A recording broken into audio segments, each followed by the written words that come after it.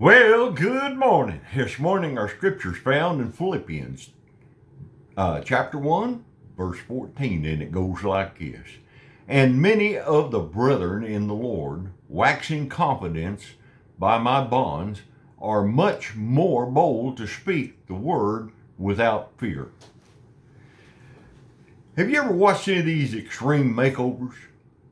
Oh, I'll tell you what, now I just get a big kick out of watching them. They'll take these old rusty bucket cars, that needs to be smashed, looks like, and they take them into these body shops and they just redo them, and they come out just magnificent, beautiful pieces of work. And to think that they started out just pieces of junk, and they just turn them into wonderful pieces. And I like extreme home makeovers. Have you seen those? Yeah, they'll take an old rundown shack, and I mean, they get in there and they get to working, and they just totally make this thing just beautiful. It's amazing what can be done.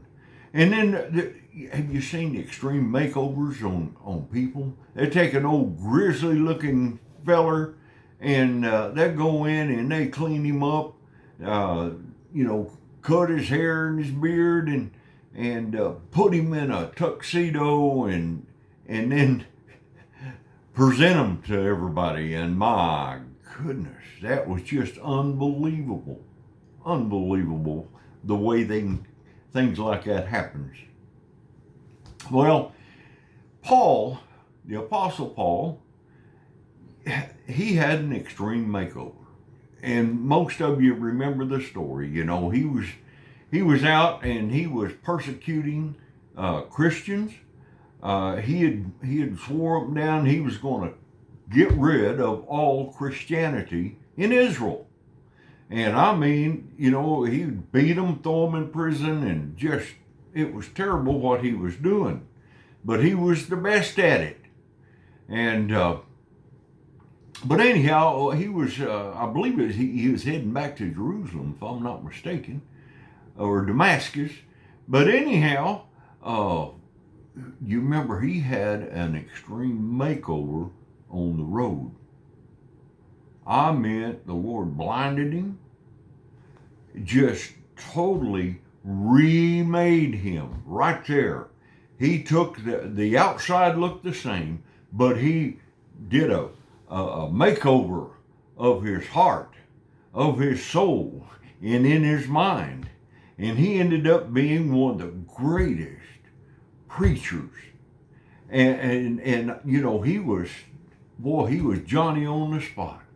He wrote books and in the Bible, and it just, what a conversion, what a makeover. Now, you and I, when you give your heart to the Lord, was there a change? A visible change? Or was it just a change of attitude, or just someplace else to go? You see, when God makes that makeover in us, when he comes into our heart, we're a changed person. We're a new creature, the Bible tells us. And we should be excited. We should have a change, not only just physical, but our spiritual. Because we're supposed to start thinking differently, walking differently, talking differently, because we're talking about the things of the Lord and not the things of the world. If you haven't experienced it, ask the Lord to give you a spiritual makeover and see what God can do with you. May God richly bless you. I love you, but better yet, Jesus loves you. He died on the cross for us, and we'll see you soon. Bye-bye now.